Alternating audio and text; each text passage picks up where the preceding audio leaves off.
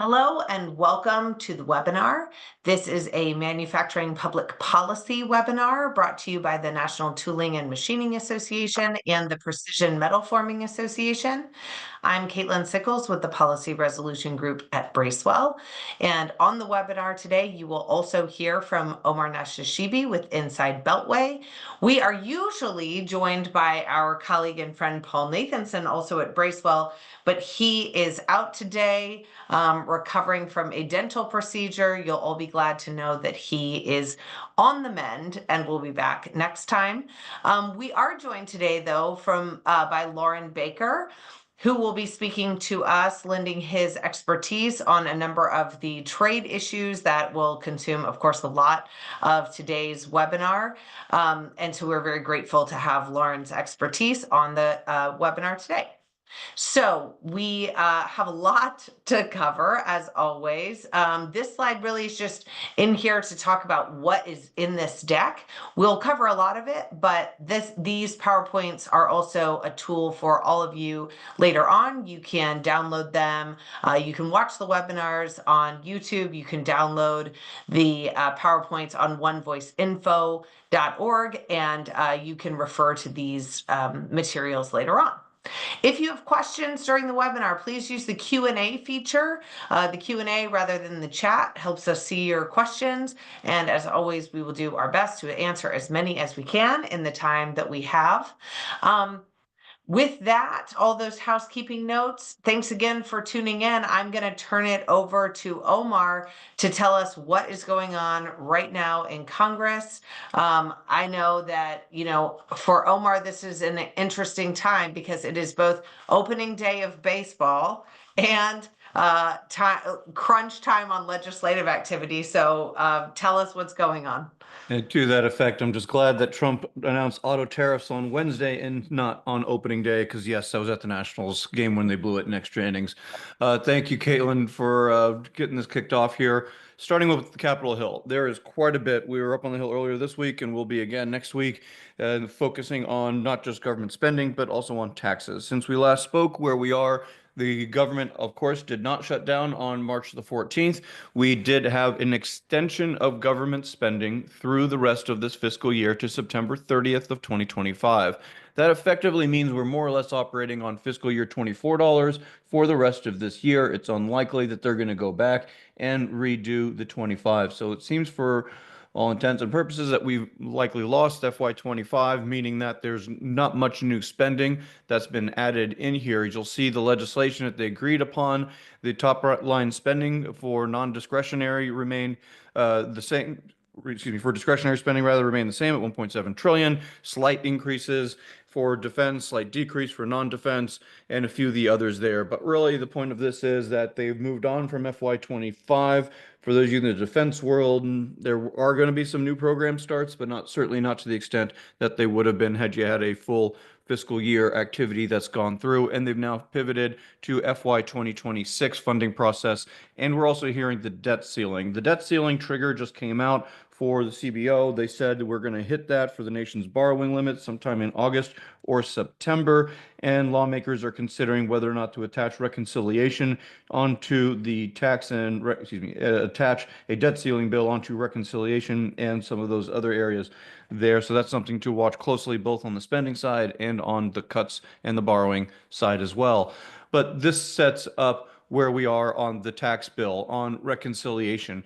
The tax cuts and the expired provisions, as we've discussed, they need a vehicle to move. This is the research and development expensing provision that was eliminated in 2022 and turned into an amortization over 5 years in capitalization.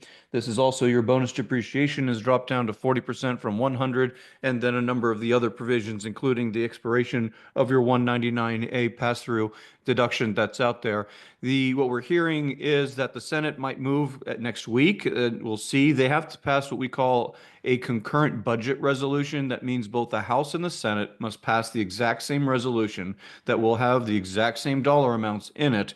or at least instructions in it. And then the committees can go back and start cutting, spending, or dealing with taxes as well. So we have a two-step process here. They have not completed the first step that they're hoping to do in the next 2 weeks by April the 11th. And once they complete this first step, meaning putting both the House and the Senate on the same page, then they will move on to the actual tax bill themselves.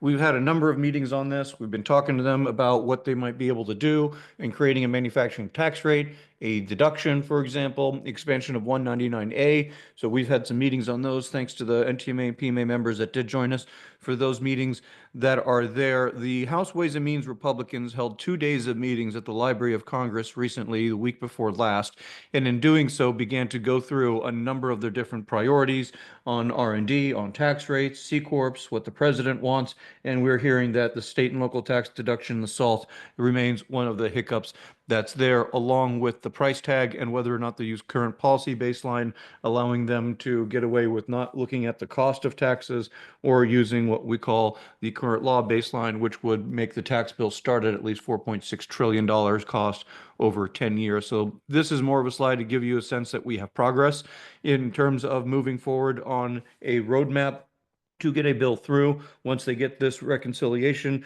resolution through here in the coming week or two, then they'll be able to pivot to the actual tax bill and moving on the writing of that. It's still going to be a process through the summer. We might, and they want to get something done by Memorial Day. That seems a little bit aggressive of a timeline there. We've got a few items on regulations this month. I know everyone's eager to hear about trade, and yes, we'll have plenty to discuss there. This is a slide that we are going to be building upon for the remainder of the calendar year. The EPA on March the 12th issued a list of roughly 30 different rules and regulations, guidance, and other procedures imposed by the previous administration that they are looking to overturn. These are very, very significant, including regulations of power plants, and also looking at dealing with the endangerment finding that from 2009, that is the underlying rule that the administrations have used since Obama to regulate greenhouse gas emissions, to regulate power plants, to regulate methane, to regulate ozone. This is a really, really, in terms of environmental legal circles, very significant move that they are moving forward with over there as well on particulate matter 2.5. That's the soot, some of the sulfur, the social cost of carbon that would decrease. That they used, Biden and both Obama used it to justify some of the regulations that they were imposing on businesses. So they gave us a roadmap that was going to move forward with regards to what they're going to come at us with for an issue on regulations moving forward. And this is EPA's list. Watch this space fairly closely there. Over on the SBA side, the Small Business Administration, there's a lot of changes going on over there. There's a lot of cuts, but at the same time, they did announce a new initiative that the vice president, I believe, worked on over with the SBA administrator. And in addition to the cutting $100 billion in regulations, we'll be on the call with this SBA Office of Advocacy next, I think next Friday is when that call is going to be with our group. But more importantly, they're going to try to deploy a new Office of Manufacturing and Trade to offer small manufacturers dedicated resources and training in partnership with SBA field offices across the country. We'll reach out to them to get a better sense of how we can help with that, as well as some of the promoting skilled manufacturing workforce, partnering with agencies, trade schools, private sector stakeholders, which includes, yes, the trade associations. So there's some good opportunities here as it moves forward. We'll see how this gets fleshed out in the coming weeks, and we'll provide follow-ups likely in the summer as this increasingly gets off the ground following its announcement earlier in the month. And lastly, on regulations, most significantly, beneficial ownership information under the Corporate Transparency Act. You small businesses, you are no longer required, you domestic ones, to file your personal information for you owners with the FinCEN, the Financial Crimes Enforcement Network, FinCEN. This is a law that dates back to 2020 that Congress passed that requires all businesses with 5 or fewer employees, 20 million or less in gross receipts or sales, and to report to the federal government the phone numbers, addresses, emails, contact information, and photocopies of their identification cards to the federal government to have on record for all those small businesses for the 5 million less, 20 employees or fewer, and large businesses were not required. After a lot of lobbying and a lot of effort for the last 5 years, the Trump administration did announce recently on March the 21st, last Friday, that they are moving forward with an interim final rule that states that the reporting companies are only going to be those that are foreign owned. You will not be, and also that were registered overseas and not registered in the United States. So this very significantly changes the policies that were required to be out there. When we look at the entities that were created in the United States, you already have to file with the Secretary of State. This would repeal this requirement to file now with the federal government. They are not moving on enforcement if you did not file within the window. There are, of course, still legal cases and challenges to this law that are ongoing, before, and maybe some and most of them against, but we'll see where this ends up.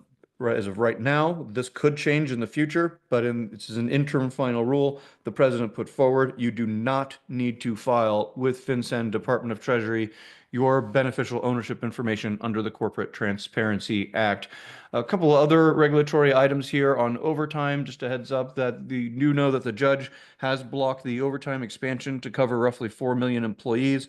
That would have increased under Biden the overtime exemption threshold from the current 35,568 to 58,000 for employees, and this is significant. The Trump administration has not dropped the lawsuit that was challenging this that the Biden administration initiated. So just keep that in mind, that that is still out there as well. And then finally, for you federal contractors, there's a lot of changes coming. We did not include them all, since some are still being fleshed out and some in the rumor mill. But this is an example. Next month for you subprimes and other contractors, will include more of what we expect to happen in April. But the executive order on March the 14th, the president issued, addresses the minimum wage for federal contractors under the executive order that was previously issued under the prior administrations. It's important to note that this obviously doesn't impact a lot of your production machining folks, but you may have some individuals in the shops that are subject to this, and some of the contracts might specify either a base minimum rate for all employees or average. So that's something to look at on your T's and C's pretty closely there. I'd like to bring in my colleague Lauren Baker now as we get into what I'm sure everyone wants to talk about, which is trade, tariffs, and all that. We'll start with USMCA and then make our way through some of the other ones there. But Lauren, all yours. Thanks, Omar, and good morning, everybody, or good afternoon, I guess it is now. Quickly, just a reminder of where things stand. The tariffs that were imposed under the IEEPA law of 25% on things that were coming in from Canada and Mexico were then, there was then a suspension for anything that qualifies and is claimed under the USMCA agreement. So if you are importing anything from Mexico that is potentially claimed or could be claimed under USMCA, you need to make sure you do that so that you don't have to pay the tariffs on those things. It's 25% on steel and iron and 10% on other products. CP, Customs and Border Patrol, has issued some guidance, which you can see on this slide here, as to how you go about that. It's important to note, as I said earlier, that you not only have to be compliant with USMCA, but you have to claim it. You have to designate the product as USMCA, and this Customs and Border Patrol guidance tells you how to do that. Okay, so Customs Canada has issued some tariff guidance because they immediately, retaliated, if you will, against the tariffs. And so this talks about the various kinds of things that, are included in their tariff guidance. Same exemption applies if it's USMCA qualified. It's important to note, too, that on this list is a fair amount of stainless steel. In addition to the critical minerals that we talk about, aluminum, zinc, nickel, magnesium, and others. So if you're doing anything with stainless steel, you need to pay attention to this list and make sure that you understand what's going on there. Yeah, and on this one, where you want to keep in mind, to Lauren's point, what he just said on the previous slide is really important. You have that 25% tariff rate on imports from Canada coming into the United States. And he also said correctly that you've got that 25% tariff rate on US products going into Canada.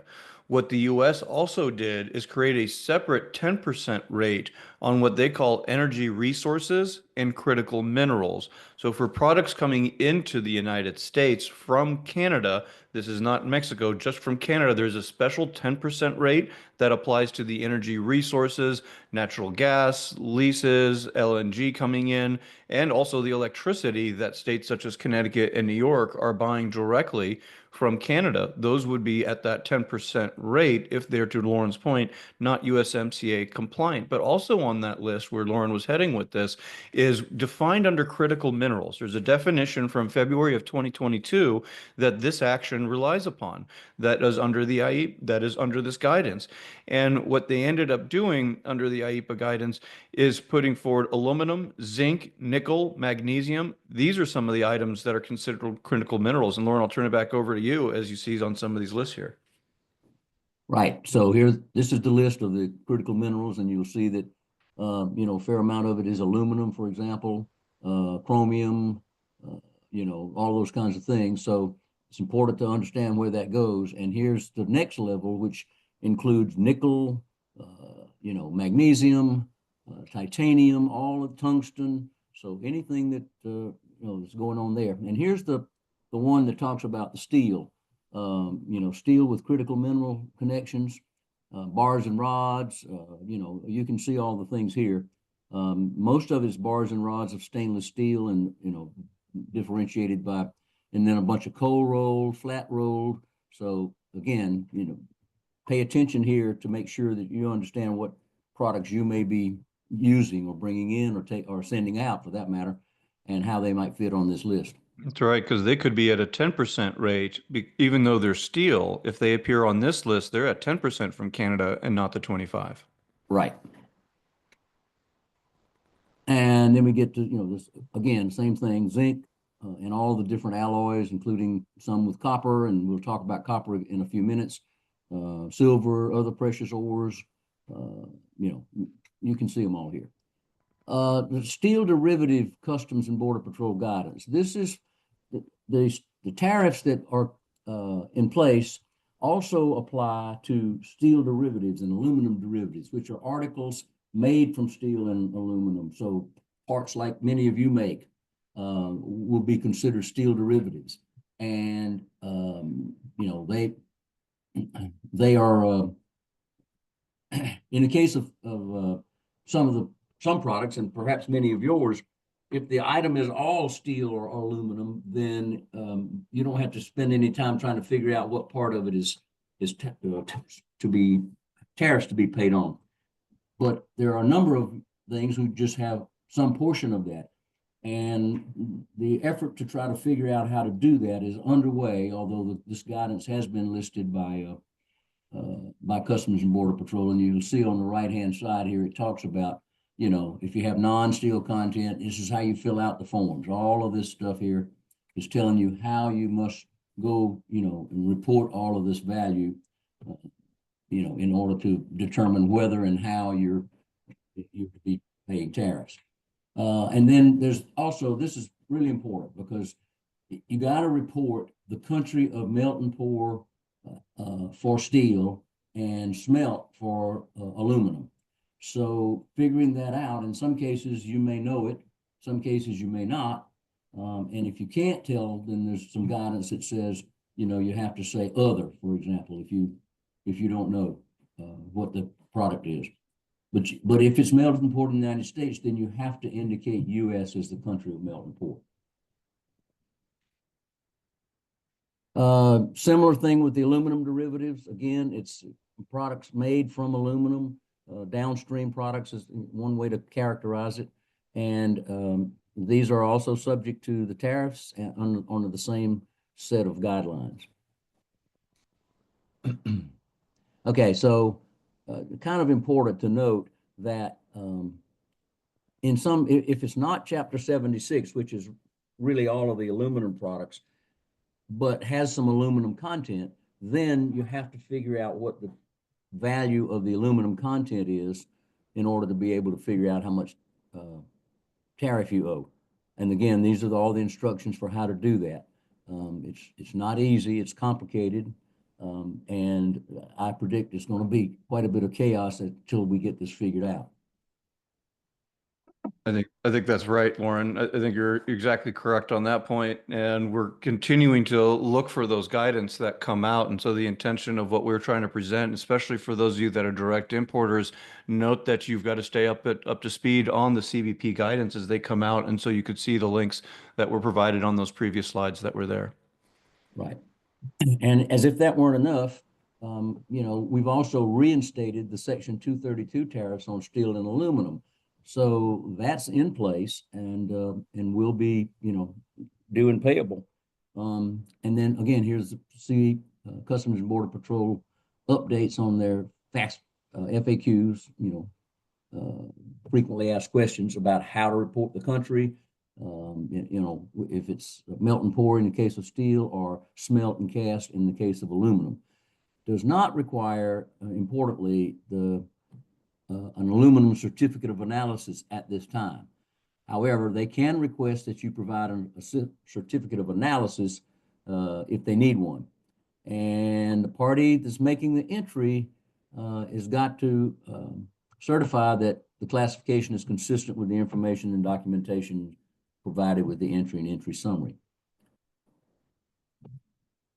Okay, a little bit more of this, how you figure out the value. So the value of the steel and aluminum content is the total price paid or payable for that content, which is the total payment. Again, if your product is all steel or all aluminum, that's fairly simple. But if you're outside of those two chapters, 73 for steel and 76 for aluminum, then you'll have to go through this exercise to figure out what the value of that aluminum or steel is. Yeah, I think where you're right. There's a lot of moving parts on this one. Again, what we've got on the right-hand side is the link that you'll want to be able to go to, and they're updating these FAQs. And I appreciate, Lauren, you running through those. Well, what you want to do is make sure you go to that website, that FAQ for the 232 areas. They've got a whole bunch of them. So you'll have your 232 for steel. The auto one will populate there as well. You'll also be able to start finding some of the IEEPA FAQs that are out there. So CBP is starting to populate those as they go and as they're released on a regular and a rolling basis. So you're going to want to stay up to those, especially on some of these smelt and cast, smelted and poured requirements in here. Smelted and cast, melted and poured. So those are some of the areas you're going to want to watch very, very closely there too. Okay, that brings us to the copper. The president has asked for an investigation on copper to determine under Section 232, which is the national security section, as to whether copper in all forms, and this is the important point, raw mined copper, copper concentrates, refined copper, copper alloys, scrap copper, and derivative products. And the law allows for a period of time for that report to be developed, but we expect it to come pretty quickly. There are comments can be submitted on this issue, and several of the associations on this call and others that I'm involved with are going to submit comments.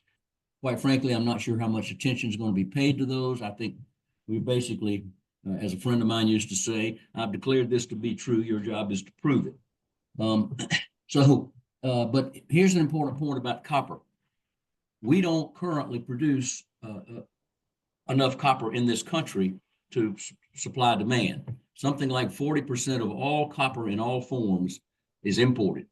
We have an abundant supply of copper in the United States, but mining it and getting it smelted is very challenging in terms of the permitting process and the length of time it takes. There are currently only 2 smelters available to smelt copper mined in the United States, and a number of those alloys that as well. Copper goes into a lot of things. There's copper nickel alloys, brass, bronze, all those kinds of things which copper is a part of. So this is going to be another potential challenging effort. I fully expect that their investigation will show that copper imports pose a potential national security issue, and that tariffs will be forthcoming, but we don't know exactly when.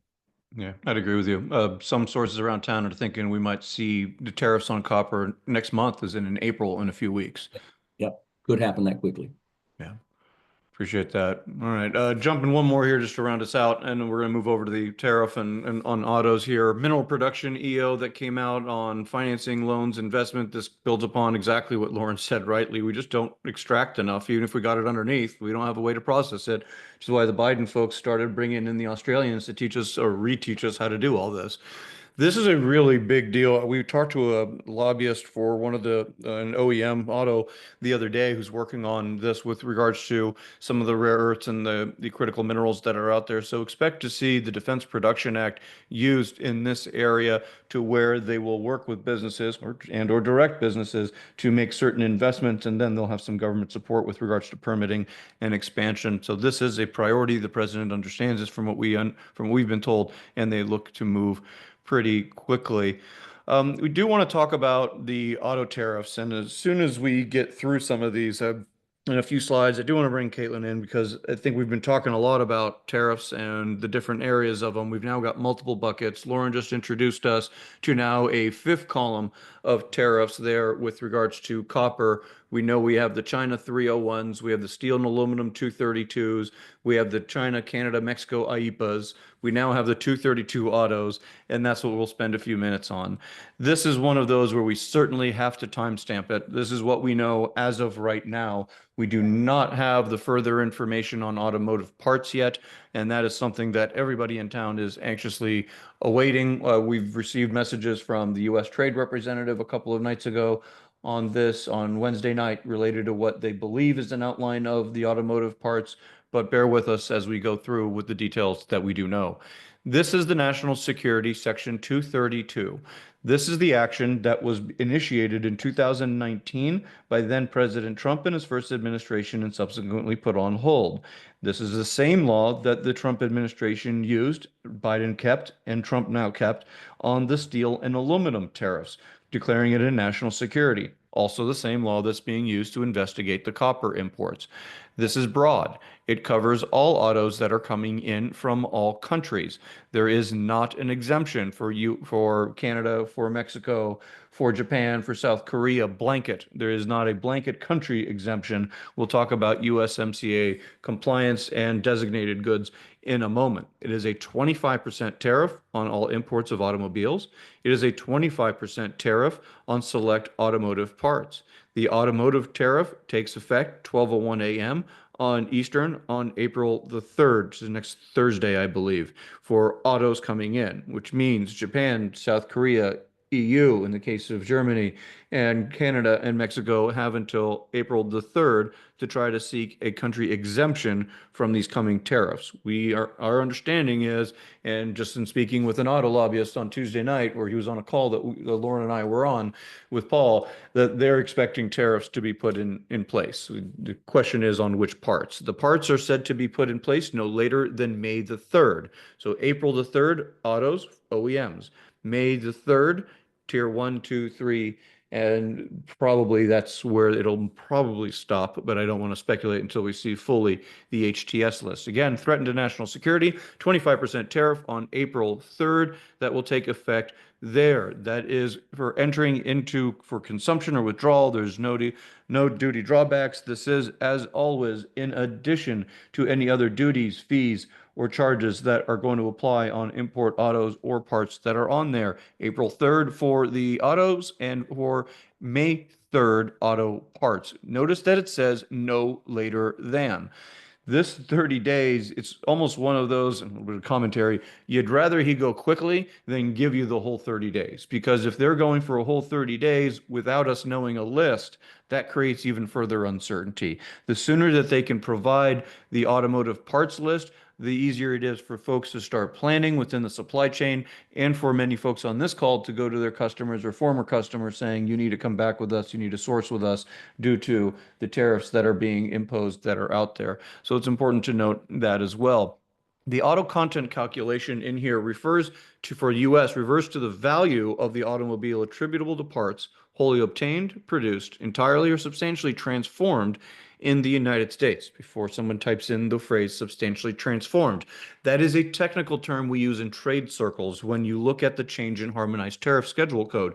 Typically a product, so if you're taking a sheet, if you're taking some die steel, for example, before you turn it into a die, you are substantially transforming it. If you're taking a block and putting 3 holes in it, you're not really substantially likely transforming that shape, form, or function of that article. That's why that language in here is important. And therefore, the Secretary may approve imports of such automobiles to be eligible to apply for that 25% tariff, and then looking at the non-US content of the automobile as well. So this, for you all in the auto sector, a product that's moving back and forth over the border multiple times, which an automotive part can do multiple times, 7, 8 times on average, we're hearing. This is the important slide for you to understand. The value of the non-US content of the automobile shall be calculated by extracting the value of the US content in an automobile from the total value of that vehicle. Then the auto tariffs. Here's how they apply to non-USMCA parts. This is, many of you know Lori very well, and we talked to Lori Harbour yesterday, and I agree with her. I don't think that a lot of folks are importing their products under USMCA designation, to exactly Lauren's point when we began this area here, that not only does your product have to be USMCA compliant, it has to be designated as USMCA upon entry with all certifications. And this is something that importers have just not been doing because they did not need to. By that, I mean a duty just did not apply, or it was 0.9%. It wasn't worth their time to do it. And now they're getting caught with a 25% tariff. You must be in touch with your broker, with your importer, if you are sending items and articles across the border that's out here. This is the biggest issue, is what is going to be on this list. Our understanding is from the U.S. Trade Representative using the language that was included in the previous 232 action that was on there. They're looking at transmissions and parts thereof, engines, parts thereof, chassis, I believe, in parts thereof, and then electrical connectors. That is still broad. We don't have a full list. And when they begin this process, we know that there's going to be concerns of them adding some products and not adding others. And they foresee this. This mimics similar to what the 232 derivatives process that was put together by the administration looks like. Within 90 days of this proclamation, which puts us at around June the 24th of this year, the Commerce Department will put together a process that's going to allow to add additional automotive parts to the scope of the tariffs, meaning they're going to create a process for companies such as yourselves and trade associations such as ours to apply to the Commerce Department to expand the list of 25% tariffs on automotive parts to cover others as well. This will be a process in which they will respond within 60 days and then publish the notification in the Federal Register within 14 days with a new updated Chapter 99 entry for an HTS for importation to make that apply. This is very significant, and both the NTMA and PMA will be very, very active in this process and working with our members to add goods to that tariff rate list, those that were not already included on some of those. This is my interpretation. I believe that they're looking at, if you're a USMCA follower and you understand rules of origin and regional value content, you know what I'm talking about when we say core, competent, and principal parts within automotive. I think they're looking at the core parts is how they're initially defining this, and then using that definition here under this. But they're going to expand that. And then they're going to set up at the Commerce Department a process to monitor imports of the vehicles and the parts as well to see if there's further action and potentially require additional increase in tariffs or expansion. The concern here is that you could just potentially start seeing additional parts and more finished assemblies coming into the United States containing the products that many of our members make without being subject to those tariffs. And that's going to be one of those areas that they need to watch really closely on there, especially as you look at some of that exposure with some of the OEM-based activity. And I think, Caitlin's going to jump in here right now in a second. And some of these tariffs, folks, they're here not just for a while, but they're going to keep rolling on. And as you look at where you're supplying, and this is where Musk is backtracking on some of the media reports that they're not as affected, but you can just inverse this chart and realize which are the OEMs that are most subject to this. I mean, Caitlin, just this general sense we've got around town is the Trump tariffs are still here and other countries are starting to respond. That's right. And one of the things that we're getting the most traffic on right now, just in terms of emails and inquiries, particularly from members of the media, and I'm sure you're getting this from policymakers too, is how does this impact manufacturers? People want to know, from business perspective, what is the impact?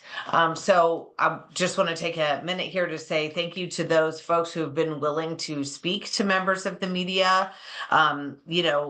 When articles are written, it's helpful as an education tool for policymakers. It's also helpful to drive the conversation in both traditional and social media.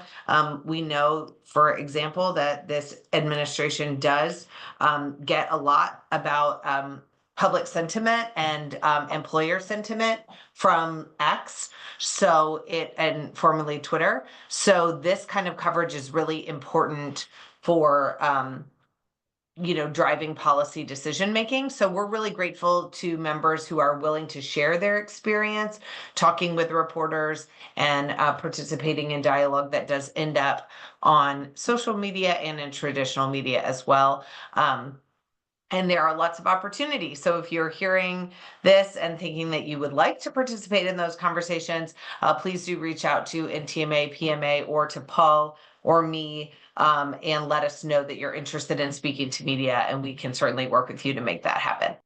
Yeah, I think that's helpful, especially in the context of allowing people in the media and also in the public to get a better understanding of these tariffs and what they are and what they mean. I got a call from a PMA member about a half hour ago talking through, and he's telling his suppliers are already increasing prices on products that don't even have a tariff on them. And how does he push back against them? And in doing so, you need to have your harmonized tariff schedule code and be able to tell them that no, this product is not currently subject to a tariff, and no, you should not be applying this surcharge on my bill that's coming in here. But you do need to be cautioned when you're shipping products out. And we've got a question that just came in, and I'm going to answer it partially right now on this slide. Retaliatory tariffs have already begun. The Canadians have already begun imposing tariffs on roughly $30 billion worth of U.S. exports as of March the 4th, I believe it was, and when those started going into effect. They've got another round of tariffs that they're going to put on the U.S. here in the coming week and weeks as well. But you can take a look at the specific ones that were here. Question that came in. We are a U.S. company using U.S. steel coil. A Canadian company turns the steel coil into tubes. That tube then comes back into the United States to this company's location where they're further processing it. What is the tariff? They're putting holes, they're bending it, so they're further transforming it. What is the tariff? This is an excellent case study because there is not a simple answer that there is no tariff on it.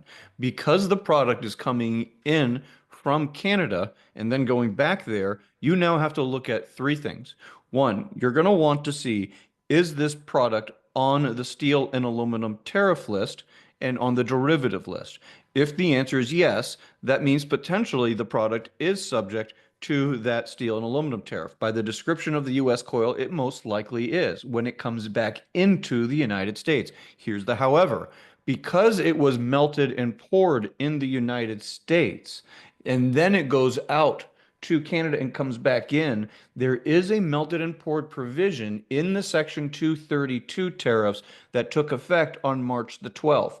You should be looking at that melted and poured in the United States, and then upon re-entry, there's a specific code that you're going to use that will say that no, you should not, in most cases, be having to pay that tariff on that steel if it still is designated as a steel product upon its return back into the United States. So check your customs broker, make sure they look at that provision very specifically. And to Lauren's point, you're going to probably have to have some certifications on that melted and poured in the United States in order to avoid that. Then, however, you have to look at the IEEPA tariffs. If it's not coming in under USMCA designation, separate from the 232 action, you've got to now see, is it subject to the 25%, or as Lauren said, if it ends up being a stainless, then is it a 10% tariff instead? So it's not just checking one tariff, you're going to have to check multiple tariffs when you look at those as well. And then, of course, on the retaliatory side, whether or not the Canadians are imposing a 25% tariff rate on that specific HTS code. We don't have anything from Mexico yet, but we do have from China as well. We encourage you to take a look at the links on Canada,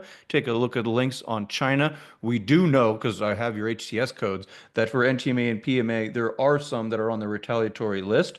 And you should, more on the PMA side, but you should definitely check and click on all of these, especially if you are a direct exporter or if your customer is a direct exporter there. The EU has imposed and that reinstated, rather, or announced it was going to reinstate the roughly $4 billion on retaliatory tariffs that they've had suspended since the Biden administration cut a deal with them on tariff rate quotas. But there's still a second list. We're hearing different. They keep saying mid-April. I've heard April 13th.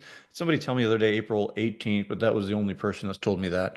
So we could see some tariffs on U.S. products coming very soon if there's no agreements here in the coming months. And you can see some of the sample retaliatory tariffs that are on here as well as something to watch closely. And we're not even touching on what's coming here on April the 2nd. The reason we did not include anything on April the 2nd and some of the reciprocal and retaliatory tariffs that are expected on the EU, Japan, UK, South Korea is, as of right now, it's pure speculation. We'll be sending out an update once we have additional information, likely on, it should leak out on April 1st. Well, some will be real, some will not, but on April 2nd and 3rd, by next Friday, we should have a better understanding of the next section. Lauren and I and others, we've heard our rumors. We'd rather not put that in writing until we have a better sense from there as well. We're going to wrap up here in just about 2 minutes. Please feel free to type in any questions that you've got in the Q&A box. Do, as always, want to leave you with just some of the numbers that we've seen. We gave you the OEM exposure for the auto tariffs. Next on the list, India is having a lot of discussions. We were on the phone with USTR recently, last week, or actually on emails with them about India, and that they want to get a free trade agreement done by the end of this calendar year. When we look at the next step here, you get a sense of where are the options for the president to impose tariffs. We've heard there might be a good group of 15 to 20 or so countries that will receive the brunt of the new round of U.S. tariffs. And by this, you can probably get a sense of who those will be. Anybody in yellow most likely will see a round of tariffs. Anybody in this purplish, pinkish color will also see a round of tariffs, in addition to some of the others that are out there. Seeing some slowdowns and some pickups here and there. Factory new starts have flatlined, is what the numbers that we just saw in a Bloomberg release this morning. As we look at some of the other issues under the ISM, the PMI numbers, services were around 54. We're seeing the PMI for manufacturing hovering just a shade under the 50 mark. And that's a large part due to uncertainty here. And you're seeing that on the hiring side. Once we get a tax bill and then obviously something settles here on tariffs, we'll get a better sense of where that goes as we see the CapEx orders obviously are quite a swing, actually. That's about a 5 point more. I saw some other numbers that had about a 0.2 was the anticipation. They were looking at a 0.2 growth, and instead we had a 0.3 contraction. So that's about a half-point swing there. It's relatively significant in the short term, but again, due to some uncertainties out there. And then lastly, here as we wrap up, this is not done yet. This president is still working behind the scenes. Our understanding is executives from both companies were at the White House maybe last week or the week before and talking about a potential solution to address the Nippon Steel deal, and that's going to involve additional investment by Japan here in the United States. So do not believe that this deal is entirely gone yet.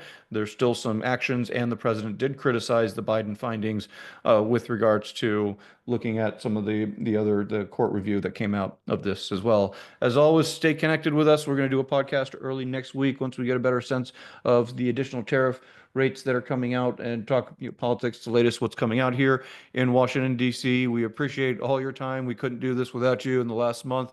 In the month and a half now, we've had multiple flash webinars. We've sent out updated slide decks, the latest coming from tariffs. You'll continue to hear more from us in the next week or two to help you push back. Again, make sure you're pushing back on your suppliers. Make sure you're educating your customers. Be sure your sales team, procurement teams are up to speed on the latest on trade and tariffs that's out there. Encourage you to please, last minute here, type in any question that you might have. We did have one other that came in earlier. What is meant by manufacturing tax rate?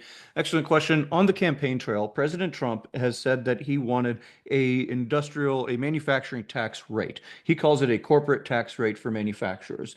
And building upon that, we've been meeting with folks around town, and particularly the House Ways and Means Tax Writing Committee, with, yes, we support a manufacturing tax rate for C Corps, but not one that leaves behind pass-throughs who pay at the owner rate individual tax rate.